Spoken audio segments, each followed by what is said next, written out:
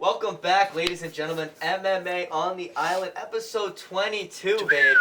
I don't want to hear any Taylor Swift references with that number, but we are 2-2 back here on the podcast. A little bit of a break, obviously. Had some spring break action in there, whatnot. But we're back. We're continuing. You know, I always like to say that we're back, but you know, the consistency is going to continue. I hope you guys enjoyed our latest interview with John Matos. Be on the lookout for our next interview. That's going to be with Eddie St. Bernard. He is an amateur fighter. Of course, he trains out of Long Island MMA. We're taking care of all our Long Island MMA guys here on MMA on the Island. So he's going to be next up. Be on the lookout for that in the very, very near future. He's fighting at Flex April 12th. Going to be an exciting card. Going to be an exciting fight for that man. Looking to stay undefeated in his career so far, in his young career as an amateur. But excited for more professional and amateurs to be on the show. If you are a professional amateur that want to hop on MMA on the Island, give me a call, give me a ring, you know, slide in my DMs, and we'll get it going. I'm looking forward to talking to more of you guys. I really want to start building a community here of fighters and fans alike, you know, because I think a lot of people can take a lot away from these fighters, and I think that any level, whether professional or amateur, I think they deserve their voice to be heard. So be on the lookout for interviews, and if you want to interview, hit our line. But no interviews today, just me and Aiden doing our shit, talking fights. And so we've been away for a little bit now. We have not gone over UFC 299 yet. That is where we last left off. It was right before that card, and it was a stacked card at that, and one that, you know, we're going to take a little bit of time here on the pod dedicated to 299. We may be a little late to the party, but it was still a party nonetheless. So we got to get into this. And I want to start from the opening prelims, really, because it was stacked from opening prelim to the first fight. And that starts with Pedro Munoz versus Kyler Phillips in a fight where Kyler Phillips, man, used his range really effectively, and just really outstruck Pedro Munoz in every step of the way. I was rooting for Pedro as well, but man, Kyler Phillips could very much be on the way up. Was it unanimous, 30-27? What was? Yeah. Oh, it was. I was at drill, guys, so I didn't get to watch the prelims, unfortunately. Yeah, but it was a great fight there. I forgot about that, so I'll go through my prelims. I know I watched the main card though. Yeah. Street Meets came in clutch. Okay. Just streaming W. Hey, you can't reveal these things. Ah, shoot. I meant I got plenty more. Just in case that goes out. I got plenty more. You know, gotta love those illegal streams. Yeah. Next, you got a fan favorite here on the pod, particularly for this fella. Oh, I don't even want to look at him. Versus RDA, Oh. And who would have thought this fight went, you know, I would say, as expected. A lot of grappling from Mateusz Gamrot. That's what he wanted to do. He got the job done. 11 for 19 on the takedowns. And it was really just Mateusz Gamrot executing his game plan to perfection. I mean, as gross as it is on paper to look at, and I'm not a big fan of his fighting style either. So I almost like the B word more than him. I'm gonna go this week without mentioning his name. The B word, okay. The B word, I like that. But yeah, you know, Gamrot, he's not the flashiest fighter, doesn't have the most entertaining style, but you can't deny that he does what he does at an extremely high level, and RDA is not a slouch of a grappler, and he just did not have an answer in terms of... I have to put some input in there because, listen, Gamrot has been an effective grappler with the exclusion of that... the Fazia fight, because I don't really think there was much grappling. You know, that first round was a stand-up round, which Fazia won. And then obviously I think he broke his tibia or tore his ACL in the second round. But the fight prior to that with Jalen Turner, he was getting pieced up on the feet. And actually I think I watched that with Joe, and I called it was going to be a split decision. And the only reason Gamrot won, his grappling was effective, and Turner isn't really a good grappler. So he was able to utilize, you know, his opponent's discrepancies to his advantage. However, look at the top 5 at the lightweight weight class, right? Poirier is not known to be primarily a grappler. We know that. But, and even though I feel like this is thrown around loosely because all these guys are black belts in jiu-jitsu, but Poirier is. Yeah, everybody's a black belt. Can we talk about that for a second, though? Yes. Everyone's just a black belt in jiu-jitsu. It's actually ridiculous. And I watch these guys are on the mat. I'm like, I've seen, but I feel like I know more jiu-jitsu. Dude, if their coach was my coach, I would have been a black belt. And I'm not good in jiu-jitsu, but it's just ridiculous. Exactly, like, I'd want to know who's just freely... Who's giving out these black belts? Right. Totally. This isn't a charity run UFC, but fuck, what do I know? But, you know, getting back to Gamrot, like, yes, he's been able to utilize his grappling effectively. I won't take that from him. But, you know, he's ranked number 5 right now. Chandler got bumped down to 6, which makes sense. I mean, Chandler hasn't fought in 18 months, I mean, 17 months. If it wasn't for the Conor fight, He wouldn't have been ranked. It's just it's obviously if Conor beats him, then Conor gets ranked in that fucking top 6, and then Conor gets a shot. That's the whole point. Right, which I understand, but yeah, you look at the top 5 in the lightweight division, right? Poirier, if he continuously tries to do the jump ghillie attack, I don't know, maybe Gamrot will study that and emphasize that if they ever fought. But Gaethje he was an All-American wrestler. You know, he's a good wrestler himself, but these guys, the top of the lightweight division, they focus a lot, with the exception of Islam. And Islam, you know, he has better hands than his predecessor than, you know, in Khabib. Like, Khabib was known for his dominant grappling, but Khabib's hands were, I would say, subpar, to be generous. And Islam's striking is, I would say, you know, better than his. But, you know, you look at, like I said, Poirier, Gaethje, who's number 4? Arman is he has pretty good hands himself. Yeah. So I think Gamrot needs to, you know, emphasize his striking a lot in his training because, you know, he wasn't really, RDA's face looked clean from the pictures that I saw at the end. And RDA's 40 years old. Arman's 27. That's light years in fighting years. And, you know, obviously Poirier and Gaethje are a little on up there in age as well, 34, 35. But if he replicates that same game plan that he used against Turner and RDA, an outdated wrestler or an outdated grappler in RDA, and then not a wrestler in Turner, he's gonna get pieced, and he will be fighting contenders until he is no longer a contender. Yeah, and especially because you know styles are very important in flashiness in the UFC and what they do. So. You know, Gamrot not the most marketable guy, so he's gonna have to either develop the skills or just showcase something we haven't seen yet in his next fight because it's gonna be against top competition. I think you know what? Last thing I'll say about fucking Gamrot is I think what really pissed me off is when Fiziev broke or tore his ACL or something like that. Initially he was celebrating like he did something. I'm like, dude, you haven't finished a fight ever. Actually, I'm sure. I think a couple of his fights he finished in the UFC, but most of his fights have been decisions. Like, I don't know. As a fighter, I don't know how you could celebrate injury, a TKO. Like, I don't understand how you, like me personally, like I'm not a fighter or anything like that right now, but I just wouldn't be able to tell my peers, oh yeah, I beat this guy.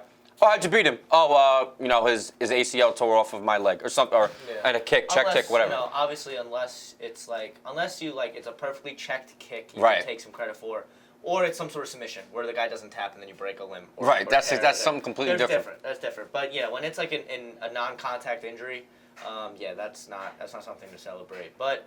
Mateusz Gamrot, man, I mean... What a stud. Who is really, like, when you're looking at the UFC rankings, who does make sense for him to be next? Dude, nobody. In that same vein. Nobody, absolutely nobody. I mean... He's kind of in a weird spot. He's in a very weird spot. Now that he's moved up to 5, I mean, he shouldn't be fighting under him, you know, if we're going by what's right. Yeah. But I mean, everybody is booked. And Joe and I are, you know, anticipating that it will be Islam Poirier in June or summer or something like that, because those two are the only ones open, right? So, makes the most sense. If you want to go champion through 4, they're all booked. Yeah, I mean, I think the Oliveira Arman loser. Okay. Yes. I think that, you know what? That's a good idea. That's probably the thing that makes the most sense at this point. Unless you do that Poirier fight and Islam waits in the wings for the winner of Oliveira Arman, I could see either one of those potential options. Wait, say that one more time. I was going to say unless Islam decides to wait for the winner of Oliveira. He said he wants to fight 3 times a year, but it's kind of hard when you're giving yourself 7 months in the year. Is it him though, or is it Ali? You know what I mean? I know, because Ali. So, but no, I don't think Islam is, you know, deliberately being a inactive champion. I mean, he fought twice last year, but again, he has no defenses against the lightweight, and I'm sure he obviously wants to change that. Inactive. No, I wasn't necessarily saying. No, I know. 3 times a year is a lot, especially for these guys. But I don't think Khabib ever fought 3 times. No, but I think as a champion, I think 2 should be like mandated. I think you fight once in March, once in November. I'm just throwing like that's 8 months of recovery or whatever that. Yeah, plenty of time. 8, 9 months. Like, there's no reason you should be defending your belt once a year. Especially when you have an active division like 55. You know, granted, it's a little heavy at the top with guys who've already fought the belt 2, 3 times. But look at the contenders in Arman, Turner, Hooker. I mean, we'll see if he, you know, makes a comeback in his career. He's won a couple fights. He has a 2-fight win streak. But you look at other guys, not Dober, Moicano. He's putting together a little, you know, He's putting together something. We'll see if he can knock out Turner. But there's guys who've never sniffed a title shot. I could name 5 guys, but that need to fight for the belt at some point. And, you know, Islam, if he's fighting once a year, these guys are going to get gray hairs by the time they fucking even have a chance of fighting for the belt. So that's why I think it's imperative that these guys defend their belt twice a year. Absolutely. So Absolutely. if he takes care of Poirier and Arman, then we'll see. Maybe Gamrot. Assuming Arman wins against Oliveira. I don't know, man. I mean, that's where I'm leaning right now, but we'll see. No, so am I. Unfortunately, right? I mean, I think don't everyone wants Oliveira. Everybody loves Charles. I like Charles, but I'm not. I have no. Huh? I'm fully like chugga choo choo. Put me on the bandwagon. Yeah. Charles Oliveira hype train, man. I have nothing. New Bronx, I love it. I love it. Dude, Charles is he seems like a sweet guy. He's a killer. Like, there's no reason to not like Charles. I'm just saying I'm not a diehard Charles fan. Right. Personally. Right. Is it, it's not going to be you're not going to be distraught if he loses, right. if you will. And I think this might sound a little messed up, but for me personally, and this is going to sound, people might think I sound like a dick, but whatever, for lack of a better word, I have a hard time really liking fighters that don't speak any English, in my opinion. I just feel like it's hard for them to relate to their fans. It's no, that's fair. Because you know what I mean? I think the relatability of it, and a lot of what comes through in terms of liking a fighter is their personality. And exactly. You can't really see their personality if you don't understand. Dude, like none of the Brazilians, with the exception, I'm talking top Brazilians, with the exception of Anderson Silva, speak any English. The Dagestani guys. Costa knows a little bit. Costa's learning is he a top? I mean, okay, fine. Well, yeah, he's a contender. He fought for the belt. But like, you look at all the guys from Dagestan or whatever country stand, like they all make an effort.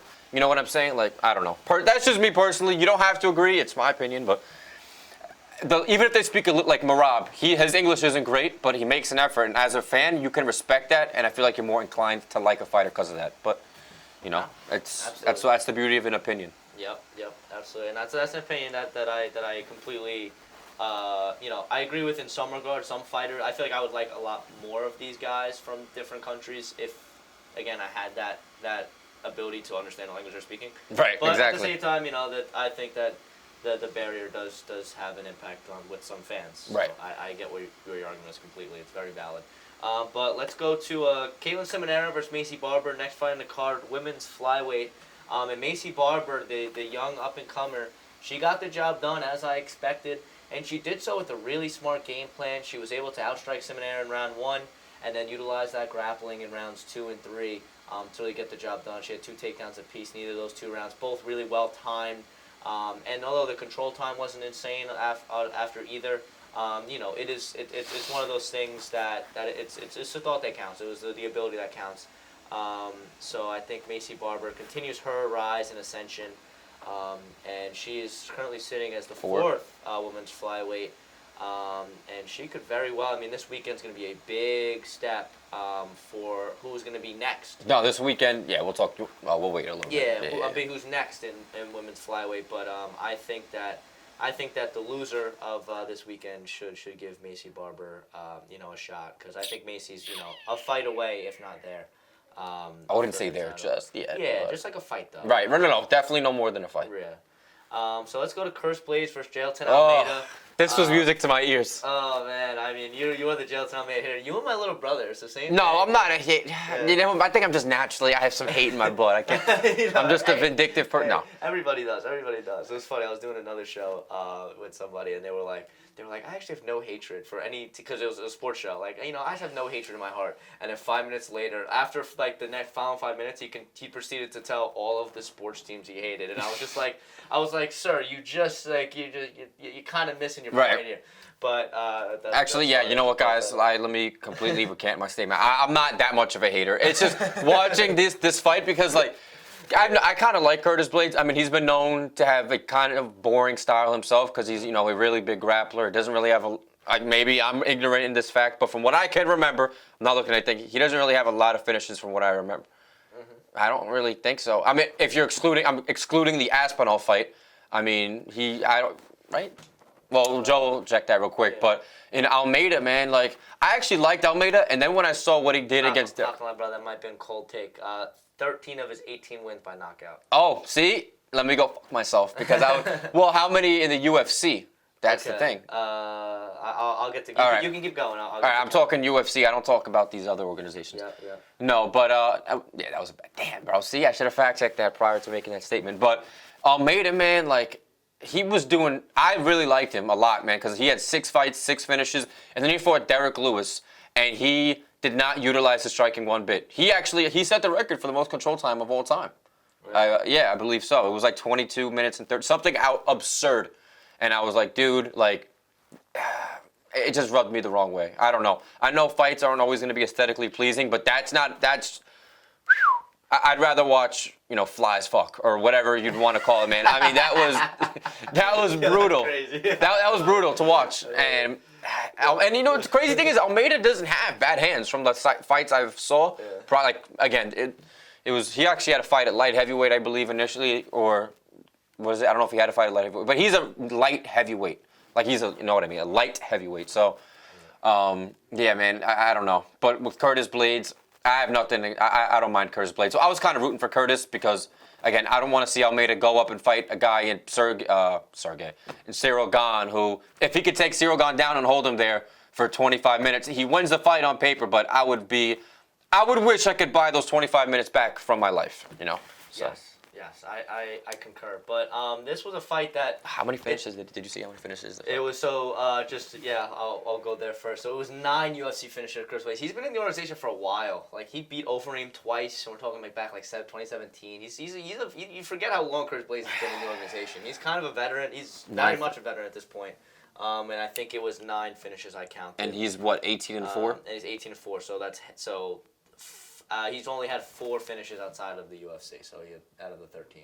Okay. So, majority of his wins in the UFC 18 have and been. 4. But he does have a couple decisions. All right, so then maybe that's just recency bias then, or I'm just fucking retarded. No, it definitely is recency bias because he's gotten finished a lot in the recent. Well, yeah, he got finished against who? Derek Lewis, and he got finished against Pavlovich. Yeah. Oh shit. Okay. Yeah, so I think for this fight, sorry guys, it was very interesting to see how the first round went, where Almeida was kind of ragdolling him on the cage. I placed some wagers on Almeida, so I was pretty confident going out after round 1. Then round 2 came, and Almeida, forced a shot, and Curtis Blades it was really smart of him. Like he had Almeida's head was against kind of like his knee and her thigh, and he just went hammer fist, and it went to sleep. I mean, listen, if especially with these heavyweights, how strong they are and how powerful they are, and listen, they may be bigger guys, so it's going to take more for them to knock out, bigger heads, like stronger chins and whatnot. But if you're taking hammer fists from a dude who's 250-something pounds, even 60, 70, I don't know how much he weighs in that usually, but just straight to the dome piece, I don't care how big you are, you're going to, it's not going to feel nice at the very least, and Almeida can tell you, it put him to sleep, so... I think Curtis Blades was a really smart, decision there. I mean, I think Almeida probably, once he was getting hit and started to get hurt, be like, all right, let me, abandon this takedown and just, go up and clinch. But either way, I think Almeida has a lot of work to be done. I think this was probably a good loss for him, a good perfectly said, a wake-up call for him. Because at the end of the day, he was, kind of on a really big ascension, and he hadn't lost. So this was the loss I think he needed. I think he's going to come back a more well-rounded mixed martial artist and will be better for it. But shout out to Curtis Blades for getting the job done. And then in terms of heavyweights for Curtis Blades, I mean, you mentioned Cyril Gane. That's probably the most likely step next. Well, Curtis said in the post-fight interview there's no way he's fighting Gane. But a lot of these fighters say they won't fight this guy, and then you end up... He says he's not fighting. Why would he not fight Gane? Because he said he was willing to fight Gane in the past, and Gane didn't accept. Well, again, Curtis he didn't really have a lot of motion up until this victory. He lost the last few, like those last 2 or 3 or 2 or 4. So I can understand from Cyril, but Cyril's entitled, man. Like Cyril thinking that he's going to be, and I'm not going to get into in depth, but beating Volkov warrants him Spivak warrants him a title shot after he's already had 2 and lost both of them, and then he just got finished in 64 seconds in his last one. Yeah. Like Cyril, you need to pipe down a little, man. Yeah. You've been in the UFC for quite some time, but relax. I agree, because if he beats somebody like Curtis Blades, that's the kind of victory that you need. Yeah, not in Spivak, right? Who's won more fights than he's lost in the organization, and most of them by finish, and he's just beat a rising contender in Almeida. I think that's the perfect matchup next. I think. What's Blades ranked 5? He's ranked 5 right now. 5 and Gane is 2. 5 and 2. I think it makes sense because who's 1? 1 is technically the champ. Oh, I thought IC was the real excluded. champ. The real champ. He's not interim. He's going to be the champion until he decides not to be. Yeah, and then Sergey's at 3, Gaines at 2, and then Stipe's at 4. So, Stipe's like the. Well, I can't compare him to Chandler. Gon and Blades are pretty much the only 2 in the top 5 that don't have a fight. I'll say quote unquote booked, but Aspinall. Yeah, they wanted Aspinall to fight Blades again. I'm like, bro, what the fuck is the point of an interim championship? No, that's so. They're wasting Aspinall's career right now. So stupid. Because Stipe's, listen, man, he's a firefighter. Respect, he's a civil service. Like, hats off to you. One of the best ever in terms of heavyweights. Yes, but like, dude, you haven't fought in over 3 years. Yeah. If this fight doesn't happen in the summer, I'll be honest with you. I think, and maybe I don't. That happens. I'm not. ASAP. I'm not even speaking for myself. I think a lot of fans would concur. Like, we were all enthused to see this fight last November, but a time has passed, and from 39 the last time you fought to 42, like your metabolism and the way your body recovers just completely depletes. Yep. So you're not the same Stipe that beat DC 3 times or twice.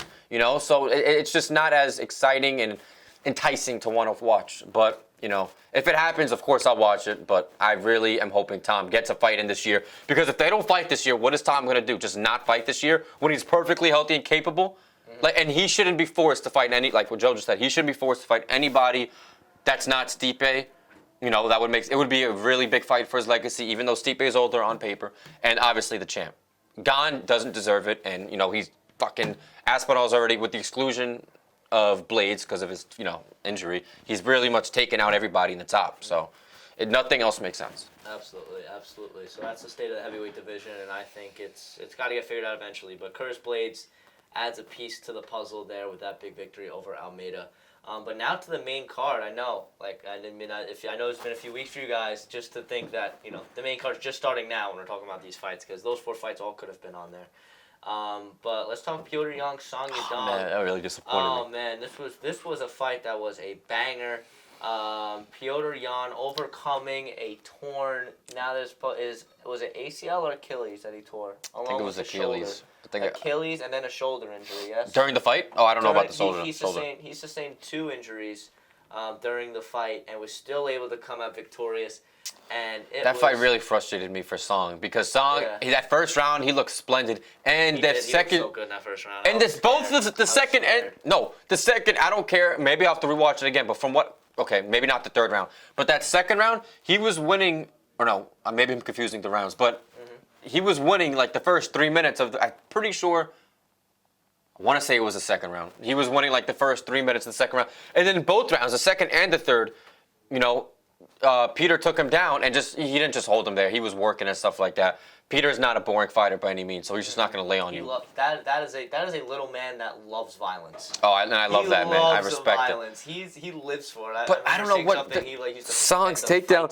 And Peter's another one. His boxing is phenomenal, but he is a crafty and subtle. Not even subtle, but his wrestling, man, will deceive you, because you might look at his boxing and it might overshadow his wrestling abilities. But make no mistake, like, Peter's a filthy wrestler. That's what frustrated me about Song, because I thought Song was, for the most part, getting the better exchanges on the feet. And Yan is a great boxer, like I just pointed out. But Song was having his way with him initially, but the takedowns just really gave it to Peter. And it's frustrating, but Song is still so young, has so much potential.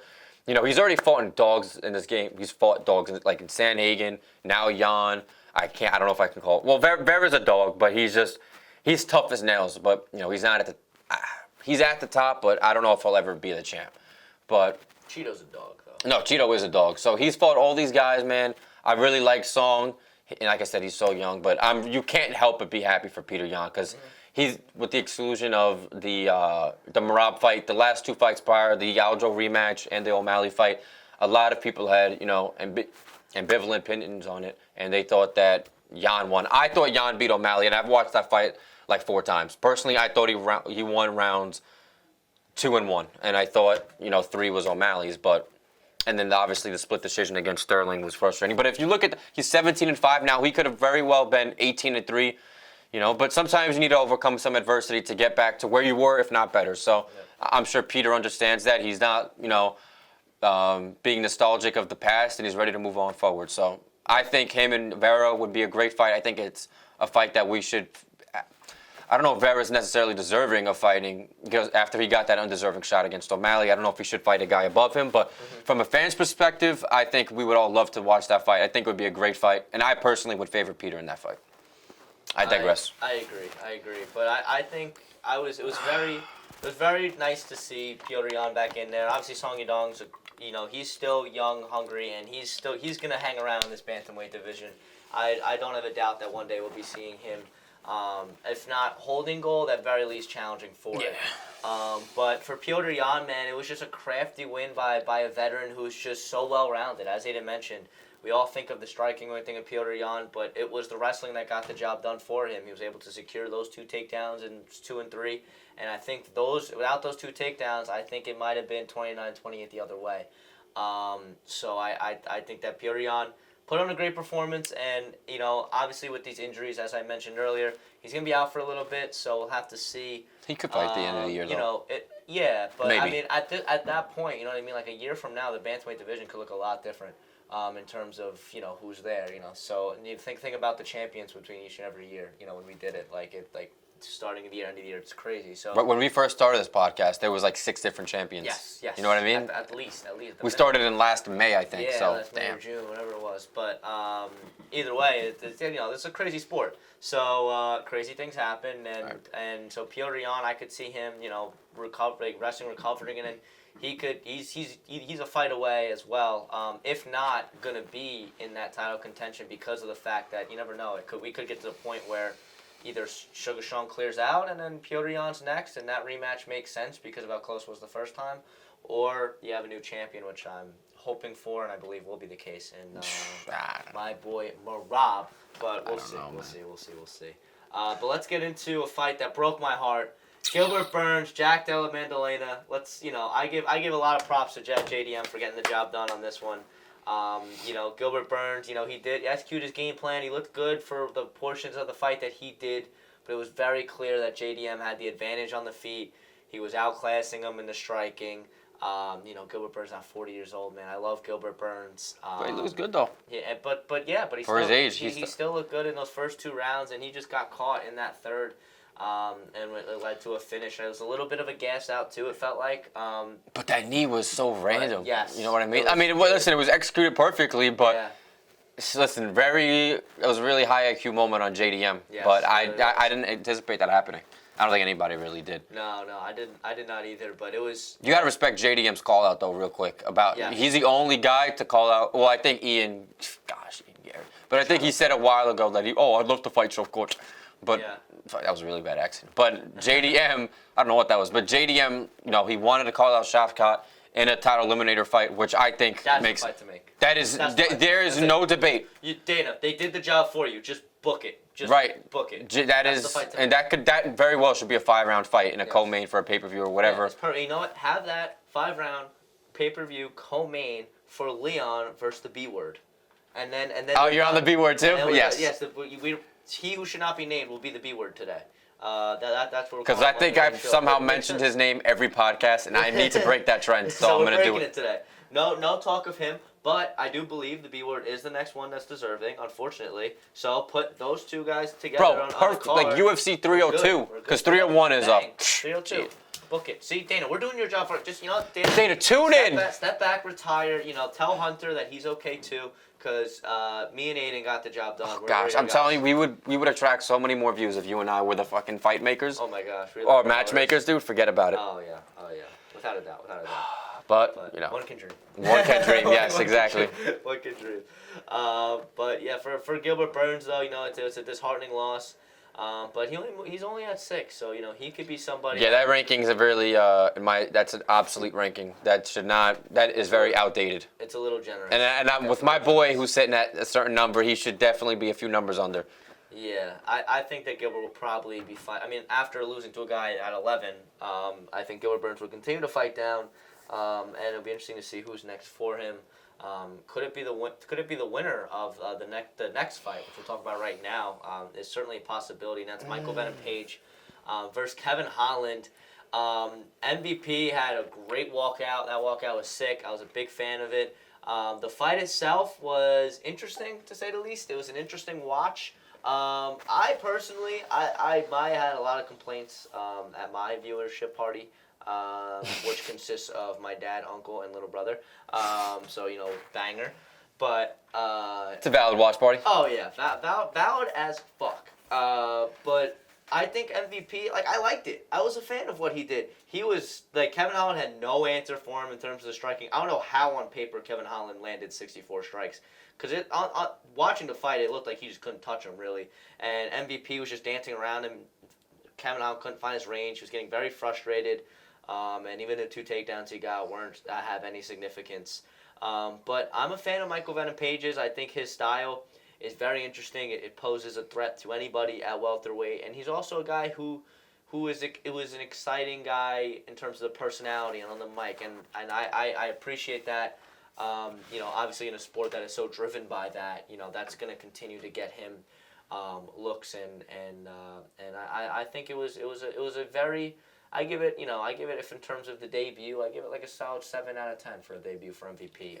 He got the job done against a guy in Kevin Holland who he really needed to, because Kevin Holland is he's a middle of the pack guy to a T. Disappointing, because he has a lot of potential, but he just doesn't care. But at this point, he's just a middle of the pack guy. He is. When he went on that five fight ascension in 2020, everybody was like, "Yo, this kid's legit." Oh, I love because him. it was unheard of. I still love him. Dude, during the COVID year, he fought, and everybody we know, including myself and Joe, hate the Apex, and they need to abolish. Well, actually, it serves its purpose. Book the cards that should not be fucking prelim worthy, that are somehow fight night worthy. Put that at the Apex. Yeah, but but even the Apex thing, because we can get into that now too. Like, we've talked about it on the podcast, and it's just continually mentioned through numerous media outlets. Even guys like freaking John Anik, they're sick of the Apex. Like, why are we still there? I mean, I get the fight nights. I mean, even last week's fight night, you probably could have put on location. But, I get the really bad fight nights, the throwaway cards. If you want to continue to book like that, where you have at least 3 fights, 3 to 4, fight cards a month, you try to pack it every month, obviously you're not going to be able to put bangers on each and every week.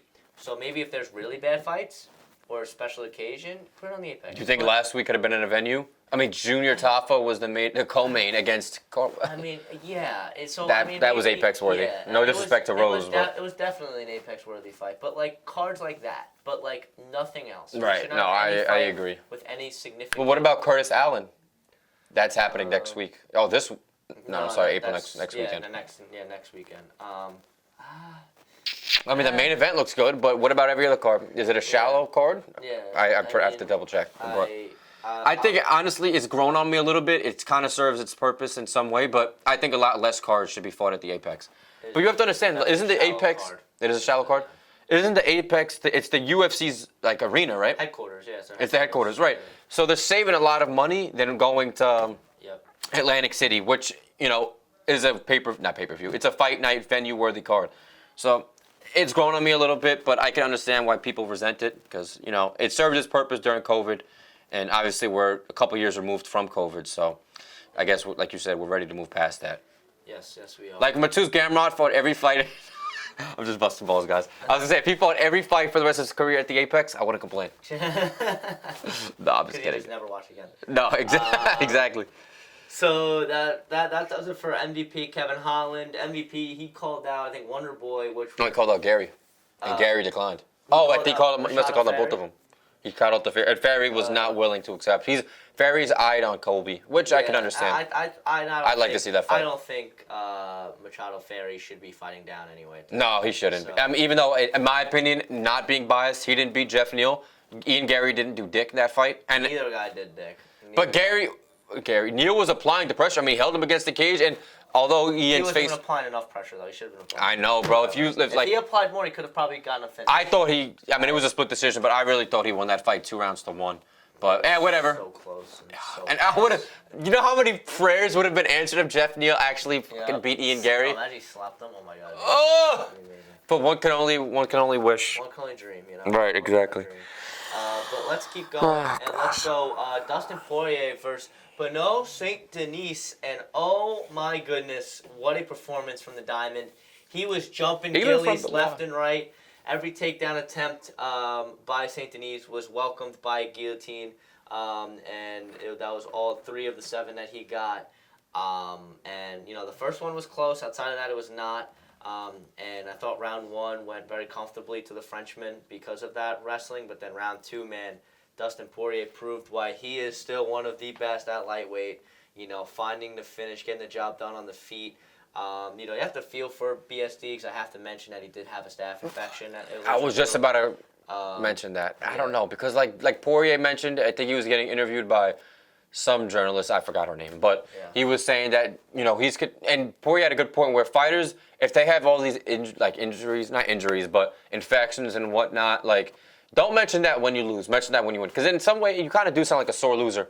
Like, Poirier's fought, that was his 29th fight in the UFC. Yeah. You don't think he's ever contracted staph or some or some fungus or some skin disease or fought with injuries? Yeah. You know what I'm saying? And, like, I get it. BSD, he might have been fairly compromised. But, again, I'm sure Poirier wasn't feeling 100% or, like, any other fighter who's fought. Do you ever really feel 100%? So... Exactly. Like I wake up tomorrow and I won't feel 100%. Right. But, that's just life. So I get it. And BSD still a stud. He's 28 years old. He has a lot of time.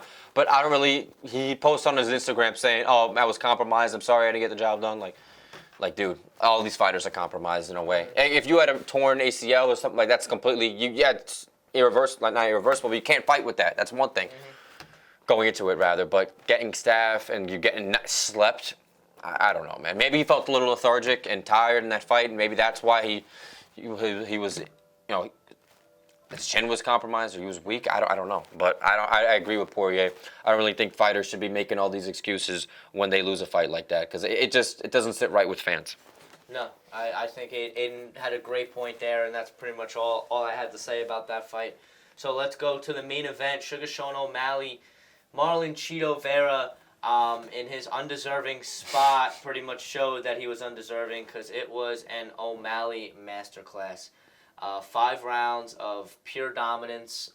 There really wasn't a second where... The 4th round was... I'm not going to say... It was the closest round. Yeah, but even then, he got outlanded 56-26. In the 4th round? In the 4th round. What? Yeah. Maybe... No, dude, every round, yep. That was the closest round. It's right differential. 56-26, shit. And that was actually it wasn't the closest, but what was the closest? The first round, 27-9. Wow. In terms of significance. So 3-to-1 ratio. Yeah, so that was the closest ratio was 3-to-1 in terms of, but I think that pretty much makes it very clear of how the fight went.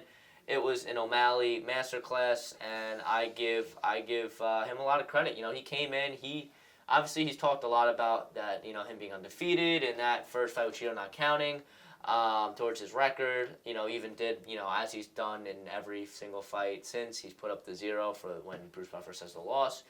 I love that. I'm not gonna lie, I like it. And I respect him, continuing the bit because I think it is a bit. I think he knows deep down he did lose that fight, but O'Malley proved that he was the better fighter. He is a superior fighter to Cheeto O'Malley by Cheeto O'Malley. Oh my gosh. Cheeto O'Malley. He's a good one, guys. Watch out for him. That's a mythical fighter. Right. Cheeto O'Malley. Yo, that would be a lethal fighter with the durability that Cheeto has and the hands that O'Malley has, dude. Oh, nasty. Jesus. Nasty. That's a mythical fighter. Yes. But I think the Sugar Show reigns on. I was not happy that he called out to Poirier after. That pissed me off a little bit, but then he doubled down on Instagram, and he's been going back and forth and beefing with Merab on Instagram. No, but Merab, even with interviews with his coach, or not interviews, but like with podcasts with his coach, Tim Welch and stuff, he knows, he admitted that Merab's next and he'll get that fight going. Yes, that's why, like, in the moment I was heated, but, like, afterwards, in the aftermath. And there's no denying Merab at this point. Exactly. There is no, and I'm pretty sure that fight is going to happen this year, whether it's in September. I don't anticipate it happening next year, dude. It's 9-10 months removed. O'Malley hardly faced any damage. And Merab weighed in as the backup, literally for 299, and he fought 3 weeks prior, 298, or 4 weeks, which is amazing. So these guys are in great shape. You know, they're not extreme, from what I know. They're not injured, so this fight should definitely be happening. It should honestly happen in the summer or the fall. So that's gonna be a great fight to see. But yeah, I agree with you, Joe. When he called out Ilya, I didn't like that, but I'm happy Ilya. Maybe it's because him and Merab, you know, they're friends and they're both Georgian natives. And Ilya was like, "Listen, I like that fight, but right now you got to defend it against Merab." And that was good on the featherweight champion. I could appreciate that. So, That's gonna be a big fight. And Ilya and O'Malley, man, that would feed families. That fight would really be big. But Ilya needs to get a couple defenses himself. But if he could beat the former featherweight champion twice, I mean, I think that beating Volkanovski twice, that already cements a legacy. Well, that does, honestly. The only other person who did that was, actually, he's only lost to 2 people in the UFC, and he's had 3 losses in the UFC. Islam twice, who a weight class above him, and weighs God knows how much. And then Ilya, it's pending another fight, which I think a lot of us anticipate will happen. And it's unfortunate. You don't think so? No, I'm hoping so. I think he deserves it. It's unfortunate, man, because I think if Volk takes that fight soon, it might not look good. But, Volk deserves it, though. And I don't want Ilya fucking fighting once a year, especially since he plans on retiring, 32, 31. It'd be nice to see him fight twice a year up until then, get 8 to 10 more fights out of him. But, this is all conjecture. We don't know what's going to happen yet. Absolutely. So let's move on here. Let's go to the next fight night, the next weekend. It was Tai Tuivasa. What a banger. Marcin Tybura, that was the main event. And I'm not going to lie, this card was not witnessed by these 2 eyeballs. So if Aiden wants to take it away and talk about anything, I'll give a special shout out to OSP because he got the job done. It was a split, right? Yeah, Kennedy Nizawa. I don't know if he really won that fight or not. He won it on paper. So I'm giving him, his flowers there because, he's an old man and I respect, the vets of the game. Still getting the job done against the up-and-coming hungry guys. But Aiden, take it away. Anything you want to talk about this fight card, you go for it, because I didn't watch it. I'm not going to pretend like I watched it. I had no interest of rewatching it. So please, save yourself the time, Joe. I will. Yeah, I'll keep this really brief, guys. I can only give some knowledge on the last 2 fights. And actually, really not the co-main, because I didn't watch it, but I saw how Brian Battle reacted, and I that was warranted. I'll start with that. The Brian Battle, Ange Loosa fight ended in a... What was the... It was a no contest. Yeah, what happened?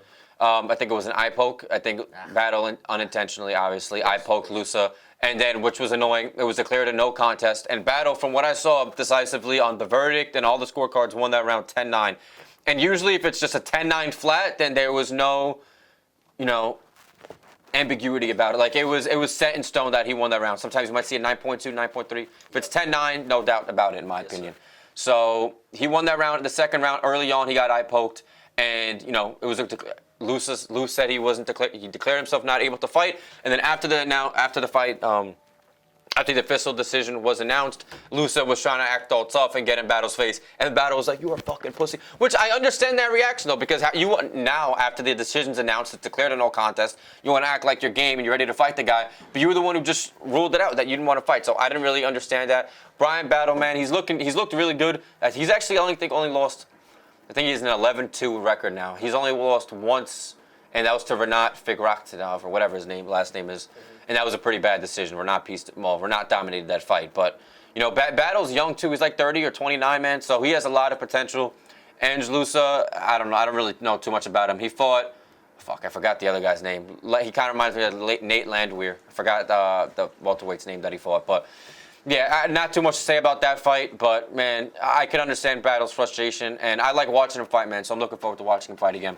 Now, as far as the main event, it was really disappointing to watch for Tai Tuivasa, because Tai, at one point prior, and I think Joe and I just talked about this, I don't know if it was in the beginning of this podcast or right before we just aired, but Tuivasa, I think it was right before we aired. It was Tuivasa in November of 22, man, or September, when he fought Cyril Gane in France.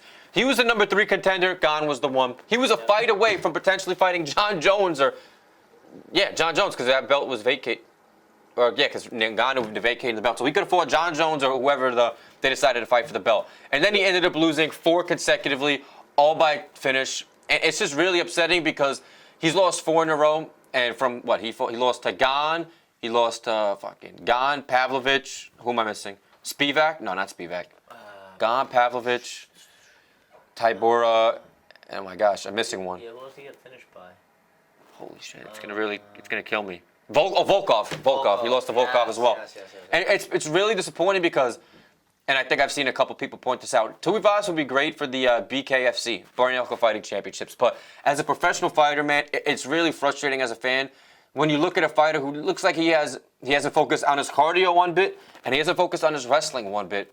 Like, in my opinion, it looks like you're not taking your career seriously, and you're not taking, your potential seriously, because how do you go from fighting one fight away from the belt to on the verge of not even be ranked in the top 15 with a snap of a finger? So I don't know, man. In my opinion, maybe this is a bold and courageous statement, but I really think if Tuivasa loses another fight, gets finished in another fight, they might cut him. And I wouldn't be surprised. So it's really disappointing from Tai Tuivasa, but yeah, he's only 31, 32, but the heavyweight division is getting more and more competitive, man. So we need to step it up and step it up quick. But as far as Marcin Tybura, he obviously in his last fight he was.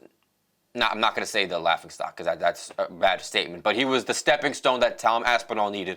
But Tom Aspinall, man, he is an anomaly of a fighter. That man will be a champion for God knows how long. So you can't really get mad at the guy or blame the guy for getting finished the way he did. But it was good to see Marcin get back in the ring and utilize his grappling and his jiu-jitsu because obviously, like I just said, Tuivasa has none of either. So, Tuivasa, he looked good for like the first 22 seconds with a couple of strikes on the feet, and then once Marcin took him down, man, it was over. So it was disappointing, like I've said, but it was good to see Marcin get back in the win column. And he's an older fighter too, man. He's 38 years old. So to see a guy at the top of that division get some wins like that, it'll always have my respect when these older fighters are able to put a stop to the younger guys. So shout out Marcin, Tuivasa, man. I don't fucking know. Go drink some beer. I'm out of words. There you go. That was perfect. Well said, well said. So let's go into this most recent fight night at the Apex, and then we'll get into some UFC headlines. I feel like you had to talk when you started about talking about this fast fight night with Andre Lima versus Igor Severino, the second fight on the card. Lima and Severino, they're in a clinch exchange, and then Severino said, you know what? I'm a little hungry. I'm going to take a bite. Oh, my God, that was a fight. I forgot. Yes. I'm going to take a bite. I missed lunch. The weight cut was too hard. Yes, exactly. What a fucking tool. So he took a nice bite out of the man's bicep. It was like right here. And then Lima ended up getting a $50K bonus from Dana after Lima went right after. So obviously Severino got cut before the. That was his first fight too, right? First fight, debut fight. Never UFC, gets signed again. Got cut before he even left the press conference room. He was informed that he was gone. And then Lima, on the other hand, decided, you know what? I'm gonna go to the tattoo parlor, get this tatted on me for life, make this permanent ink. And he did that, and Dana gave him 50 G's for it, and a very rare Dana Krabs W. And that was just, I have to mention that because that was one of the funniest storylines that we've ever seen in the octagon, at least from a fight night too. Like the heck, a bite. I mean, what year is this? Yeah, I think we're going back to like the Spike TV tap out days of When it was no holds barred. Juicing up to the gills like this, coming in, fresh off of HGH or whatever else he was pumping. I don't know, and the real quick, like, I don't know how what was the guy's name? Igor something. I forgot his name. Severino. Yeah. Like, he acted like, I didn't bite him. Dude, how do you accidentally open your mouth and take a bite into somebody's fucking inner bicep? Yeah, like, that's done intentionally. That reaction made me even more pissed. He deserved to get cut, man. It sucks because you'll never get that opportunity again, most likely. But you did it to yourself, so I can't really be that sympathetic. He did do it. He did do it to himself. But let's move on to the fight card, and we'll go quickly through it here. It was a 6-fight main card. I didn't watch the Billy Q versus Yosef Zalal fight, but I'm a big Billy Q guy, so I'm upset to see that he took the L there. Real quick, Yusef Zalal, actually, I just saw this the other day. Now, he looked, he finished Quarantillo, but Zalal was actually Ilya's first fight in the UFC, I believe. And that was I think it was a majority decision or unanimous decision, but Zalal, that looked to be Ilya's toughest fight only because Zalal had zero damage done to him at the end of the fight. So, I mean, I'm not saying that's a fight that's going to happen anytime soon because, I mean, Zalal, he actually just got cut from the UFC, and then this was his first fight back. Mm-hmm. But I just wanted to, point that out in case you guys didn't know that Zalal was Ilya's first fight in the UFC. So, maybe that'll get some build up later on, but we got to see how Zalal pans out. For sure. I'm very excited for that, actually. I'll be on the lookout for Zalal now. I appreciate that tidbit. I did not know that at all. It's first or second. No, I think Damon Jackson was the second. So the Moroccan getting the job done against Billy Q and could potentially be on the rise in his second stint in the UFC. But one guy who is absolutely on the rise is Peyton Talbot. He fought against Cameron Saman, got the job done with a round 2 finish. But oh my goodness, did Talbot look? He looked fantastic. The South African had no answer for the American. That was his first fight. On the feet. It was a beautiful fight. Talbot got that weird. I don't know what that tattoo is. I'm sure there's videos and you can find online explaining why he has like what is like a hole in his chest of the two really dark filled in tattoos on either side of his body that looks like a hole. I don't get that at all. It's probably something to do with him. Maybe He's a little bit of a zest fest, but yes, I like that. You're on fire today. I like zest fest. I like zest. That's like he's a zesty guy. But listen, he could be zesty all he wants, man. But if you could fight, man, you could do whatever the fuck you want. So exactly. He looked really good. So shout out Peyton Talbot. Yes, absolutely. And Cameron Saman, man, he was like an undefeated prospect going into the UFC, and I think now he's lost 2 in a row. So really? I mean, he's still mad young. He's 24 years old, Yeah, so a lot of room to grow. But for Peyton Talbot, he's like 25, 26, so he's pretty young himself. So I'm interested to see where they. Well, I honestly wouldn't be surprised if he gets a ranked opponent next. I don't know. My intuition is telling me that he might fight the bottom of the barrel, top 15 guy, or maybe one fight out. So but that would be looking at honestly a Pedro. Munoz, what? I was about to say Pedro Munoz fight makes a lot of Dana. sense. Hey Siri. No. Call Dana White. No. But I like that. I like that. That's a great matchup there. See, Pedro Munoz definitely will be fighting someone not in the rankings. Yes. And why not give somebody like Payne Talbot, a young, hot prospect, a shot there? But Esmond Shabazian got the job done next against AJ Dobson. Finally, right? And it was we watched these last 3 fights together live, and it was like Shabazian. I thought he was done in the first couple minutes of the fight, and then all of a sudden, Uno reverse card. Psych, I lied. I'm back, and he got the job done. Very happy for Edmund Shabazian. I mean, obviously he's somebody who was supposed to be a hot prospect in the UFC. Had his little bit of a run and then had a really big fall off, and then now he's kind of been, up and down a little bit. Win, loss. He has a lot of work to do, though. He does have a lot of work to do still in his career. I'm still really not a fan of the fact that he beefed up in terms he got really muscular and strong, which I don't think. Did he used to fight at welterweight, or he was always a middleweight? I'm not sure, but I mean, I just think his style was more kind of flowing and being a quicker, accurate striker, and I think now that he's kind of beefy, that doesn't really work for him as well. But either way, I think that she showed a lot of heart, and I think that that's something that you can't discount on Edmund, regardless of your thoughts on him. And then Dobson obviously chased that finish, and then he got hurt himself and got taken out. So I think it was a great scrap. Prevented a himself great from getting scrap cut. for the 1 minute. Yes, that it went on, and both guys pretty much saved themselves on the roster. They live to fight another day. Right. Well, I don't know about Dobson, but that's true. But for Dobson Shabazi was coming on. Maybe I don't really know. Off a victory. Is he? Okay. I think so. I'm not sure. If the computer will load. The brand spanking new computer. It's a beautiful computer, guys. Thank you. He did. He was coming off a win, yeah. He was? Decision against, And then he lost to fucking whatever the heck this Petrosyan. Huh. Peter Yan, it looked like. Yeah, right. Yeah, it's pretty cool. But yeah, moving on to the co-main event. Yep. Joe and I, I was a little sauced myself, so I didn't really get to. Just a little. No, I managed to drive home, so that's all that matters. Yes, exactly. Wouldn't advise, no. But watching that co-main event was rough, man, because Junior. Not only was Carl Williams extremely boring because he didn't do dick on the feet, he just took him. And here's the thing, right? I wrestled in high school, so I'm empathetic towards wrestlers. I love wrestling. It's the toughest sport there is. There's no debate about it.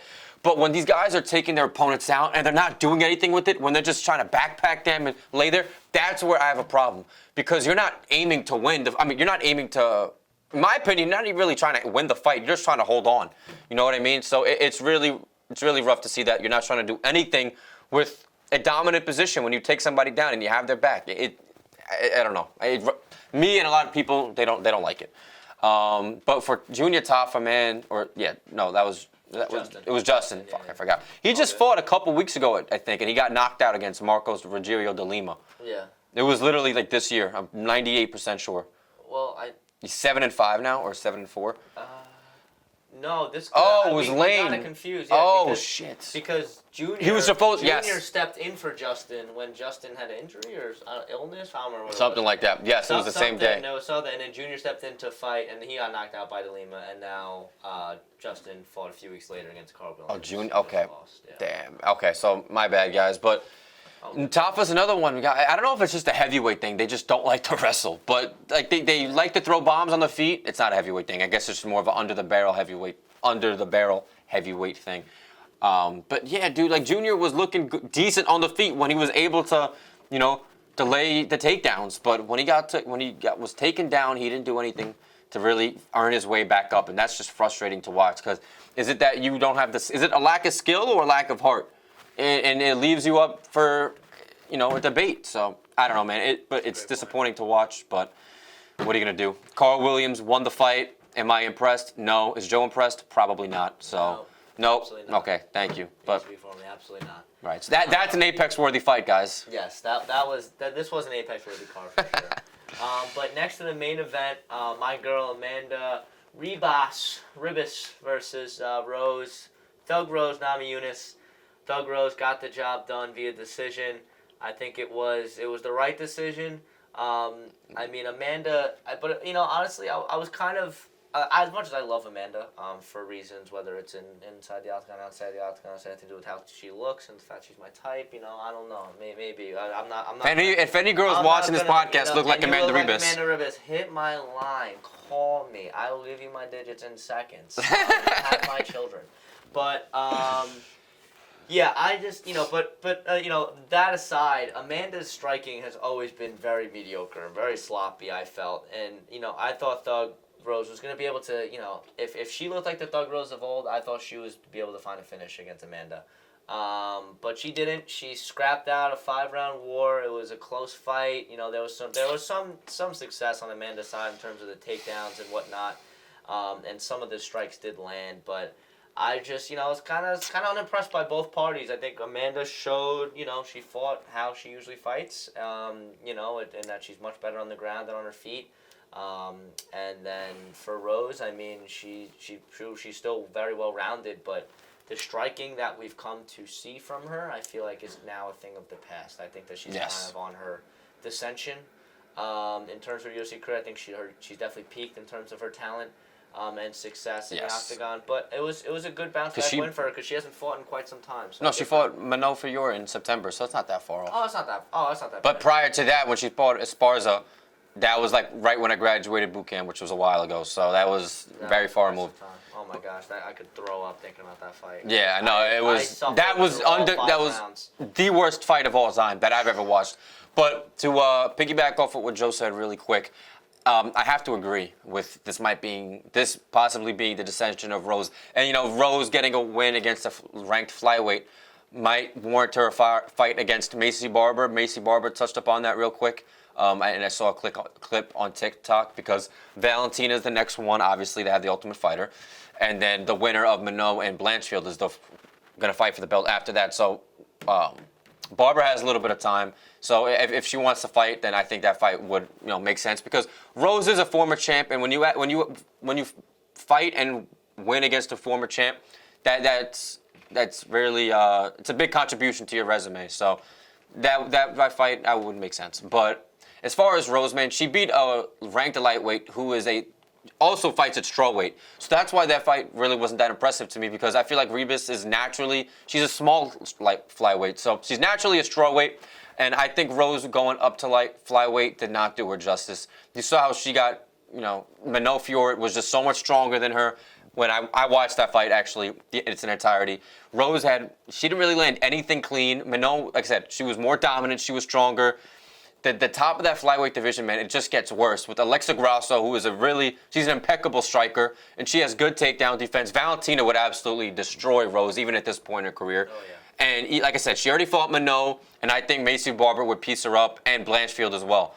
So I don't know, man. I don't really think career-wise it was smart for her to go up to 25, unless she could, try and get bigger in the off-season or when in fight camp, prior to fight camp and cut down. But the way she fights right now at flyweight after watching those two fights against, again, Minot, who she didn't look good at, and a natural strawweight in Amanda Ribas, She has work to do, man. And like I just said, she's not strong enough, and I don't even know if she's quick enough anymore. Like Joe said, her striking days are beyond, or few and far between. And it's unfortunate because Rose is like 31 years old. She's still young, but she's been in the game for literally 10 years, which is like remarkable. So shout out Rose for her longevity.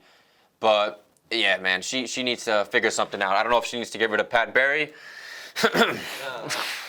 or something. But all kidding aside, Pat Groomer-Berry. Pat Groomer-Berry, right? All kidding aside, man, she needs to figure something out because she will not hang with the top of the flyweight division. That I can say with certainty. Yes, that is. I don't think there's any doubt about that. But I think that concludes it for our talk of the most recent fights. We've caught up. Now let's talk to it some. We'll get into some news, and then we'll get into the two fight cards that have been released as of recently. Saudi Arabia was released last night. Oh my goodness, that fight. No, last night or today? I thought it was today because I saw an update at work. Maybe, I don't know. I think it might have been either way. Either way, it was in the past 24 hours. Right, no. And I'm freaking pumped. Yo, that's a fucking fire Before card. we go there, There's going to be somebody who pulls out. Let's talk very quickly. Brandon Moreno, he's just announced today, I think it was, that he's going to take a step away from the game a little bit. Take a few months off, take the time that he needs to recoup, recover mentally, physically, because he said that, to paraphrase what he said, it was something along the lines of the fact that I'm putting in all this work. It's not a lack of passion. I'm putting in the same amount of work that I have in the past and just not seeing the same results and being in the same shape that I usually am from the same work that I've been putting in. So maybe I just need a mental reset and some time away.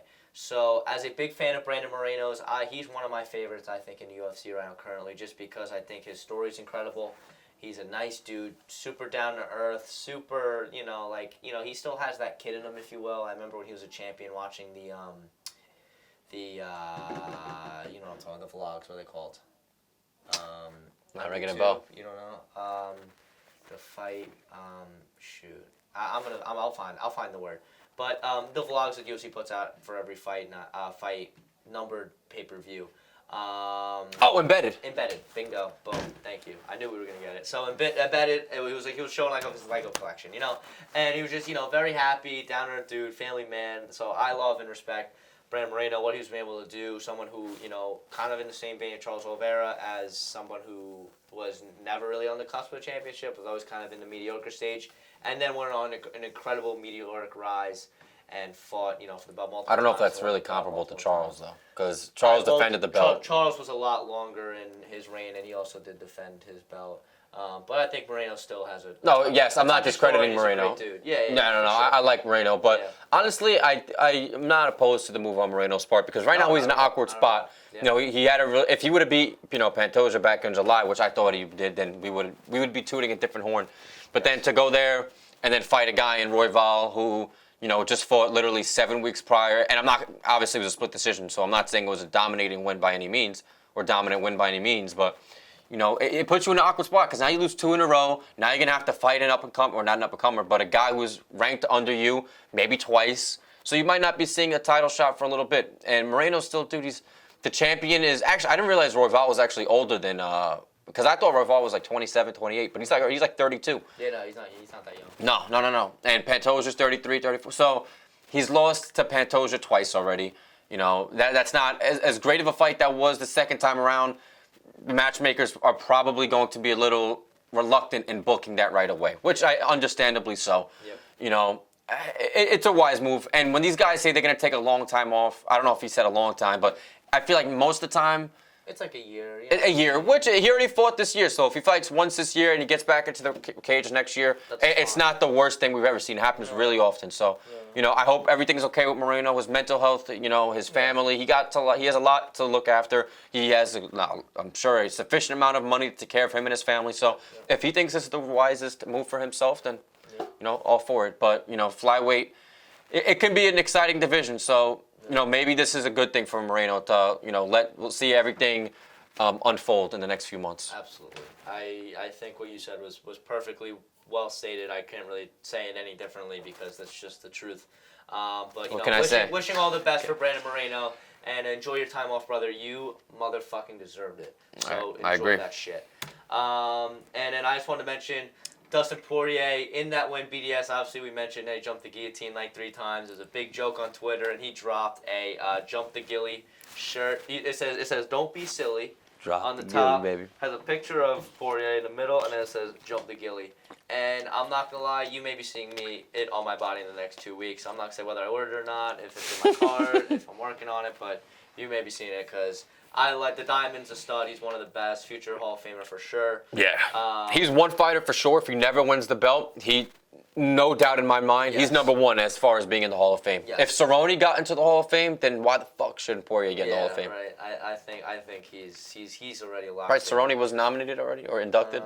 I think he was. Maybe I think so. I'm not sure. I think he was, but yes, he's Cowboy. number one. No disrespect towards Cowboy, but I'm saying 30 fights in the UFC, 22-7 ratio, man. Like that's phenomenal. Interim champ, like, Interim champ. And you can't blame him for his. The only person that he lost the belt to is freaking Charles on a heater, and Khabib. Who's he lost to? He's lost to Khabib, Conor, Charles. What the fuck else is? Oh, Justin. He lost to the Korean Zombie. Yeah. I actually saw the clip on TikTok of like, the other guys were earlier in his career. I don't really know their names honestly, but he's lost to the best of the best in some respect. So there's no way I'm not exactly sure. No, he beat Alvarez. Oh, he beat Alvarez beat Gaethje. Okay. Gotcha. Yeah, and like his second fight. Yeah. But yeah, man, Poirier is a Hall of Famer. He's a stud. He is. But I just don't think he'll ever see gold, unfortunately. But no, definitely not. But and then last but not least, Connor Roadhouse. I watched the movie twice. Yeah, I love that. Twice? Yeah, I watched it twice. So nice, you watched it twice. Dude, no. You know what it was, dude? Way, it was cheesy. I'm not gonna give it. Twice, Dude, I'm infatuated with. Later. I'll give you my review next week. For some reason, dude, I'm a nerd with this. I'm infatuated with the IMDb ratings, which is like a big movie critic app. So I looked any movie that's above a 6, I'll probably give a watch. So I watched. Actually, Conor McGregor. It could have been rated a 3. I would have watched it anyway. And Conor, as MMA fans, we're watching. Right, exactly. But Conor's role was definitely not as big as I thought it was going to be. Conor, I'm not spoiling it by any. His acting was it was a work of art. But no, and I'm not really spoiling anything, but Conor didn't. No, I'm not going to. Conor didn't really appear until like 55 minutes into the movie. Okay. So he had a few lines here and there, which is fine. I mean, it's kind of hard to give a guy who's never, I guess you've act when you're in the UFC to build up a fight, but now Conor's acting. He had some moments where it wasn't that bad, but some of the lines, it's not even on him, it's on the director, because they gave him some cheesy ass lines. Corny, it was so corny. But I dude, saw some of the clips. I thought there was speculation on to whether Conor was on the juice or not. Dude, you watch that fight, you watch that movie, I'm not spoiling anything, but the opening scene, you could see his back and his legs and his butt, like he was naked, but obviously you couldn't see the front. Dude looked very fucking big. Yeah. So it's very, and his face was mine and Joe's put together. It was humongous. But he was on the sauce. It wasn't a great movie, but it was a fun movie to watch. There was some. Give it out of 10. I would give it a 6, but it was a fun 6. That's it was a fun 6. I can deal with a fun 6. It's like there's some bland 6s. A fun 6 in any regard's great. Like if you're at a bar and you end up go home with a fun 6, I'm okay with a fun 6 on some nights. You know what I mean? Right. You can't always be 8s, 9s, 10s. You know what I mean? Exactly. We can work with a fun 6. There's difference. There's difference between as fun 6 and like a bland 6. And I'm not a big movie critic, but I'm saying like. This storyline for the movie, it wasn't meant to have an insane storyline. Gyllenhaal's a bartender. He goes down to save the bar, essentially, for lack of a better term, and he has to fight off bad guys. So you're not going to really get an amazing movie off of that storyline. It's an action movie, yes. But other movies that have potential to be great, that don't live up to the hype, that's not a fun 6. So this movie, it's a soft 6. Perfect. This movie lived up to that fun action. I can't say. Actually, the fight scenes would surprise you, man. Because I have a question. How was the UFC aspect of it? It was very brief. You could probably. Was it well done though? Was it good? It was so literally the times that the UFC was met, like you could see Gyllenhaal in the UFC. Yeah. I think it happened 4 separate times, and it was about 10 seconds each. So it wasn't even a minute altogether. So it's very hard to give an entire. And you thought it would be more, like you get more back. The whole thing.